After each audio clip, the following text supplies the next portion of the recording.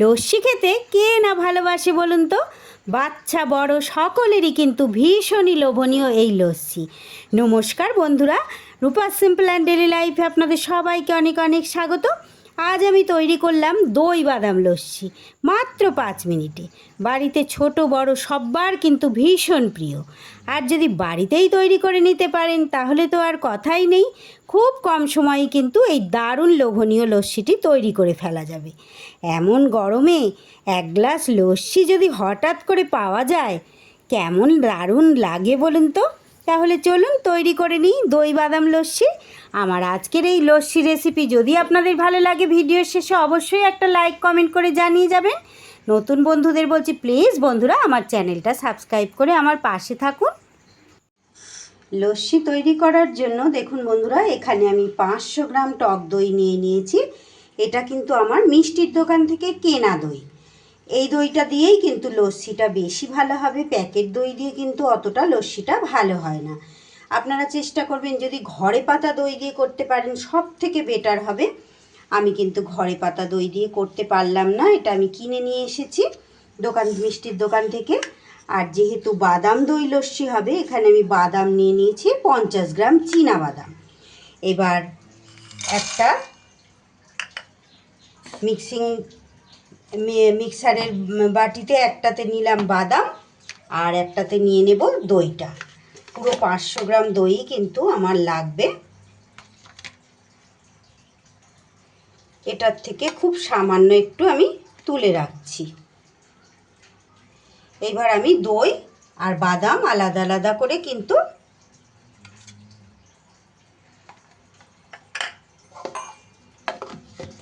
এটাকেও,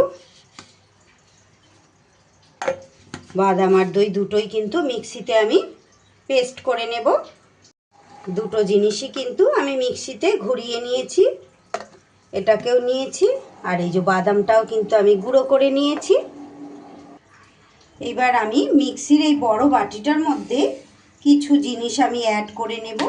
সবার প্রথমে আমি দিয়ে দিচ্ছি বেশ কিছুটা ঠান্ডা ফ্রিজের জল। এবার এর মধ্যে দিয়ে দেব আমি চিনি। চিনিটা আপনাদের স্বাদ মতো আপনারা দেবেন। আমি এখানে 4 টেবিল চামচ চিনি দিচ্ছি। যেহেতু আমার এখানে দইয়ের পরিমাণটা অনেকটাই বেশি, তাই আমি 4 টেবিল চামচ চিনি দিয়ে দিলাম। দিয়ে দেব বিট নুন 3 ভাগের 1 ভাগ, চামচের 3 ভাগের 1 ভাগ দিয়ে দিলাম বিট নুন। এইবার যেহেতু বাদাম লস্যি, বাদাম তো আমাদের দিতেই হবে। এবার এই গুঁড়ো করে রাখা বাদাম দিয়ে দিচ্ছি।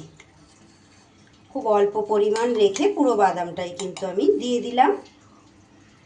এবার খুব ভালো করে সব কিছু কিন্তু মিশিয়ে নিতে হবে। খুব সুন্দর করে কিন্তু আমি মিশিয়ে নিয়েছি। এটা চাইলে কিন্তু আপনারা সব উপকরণগুলো আগে মিক্সির মধ্যে দিয়ে তারপরে কিন্তু আপনারা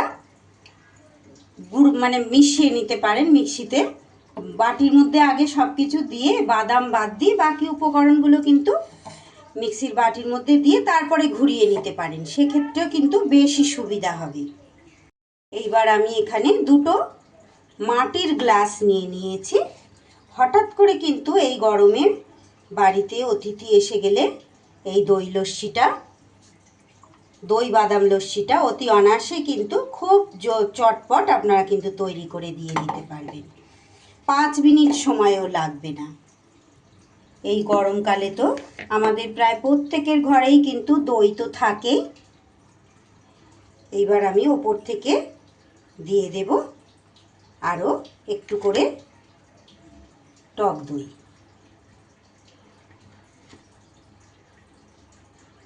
দুটোর মধ্যে ওপর থেকে দিয়ে দিলাম। দিয়ে দেব আরও একটু করে বাদাম।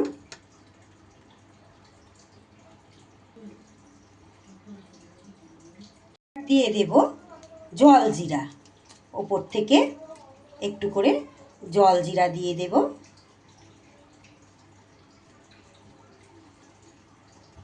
আর আরও যদি ঠান্ডা ঠান্ডা টেস্টি করে খেতে চান, দিয়ে দেব 1 টুকরো করে বরফ।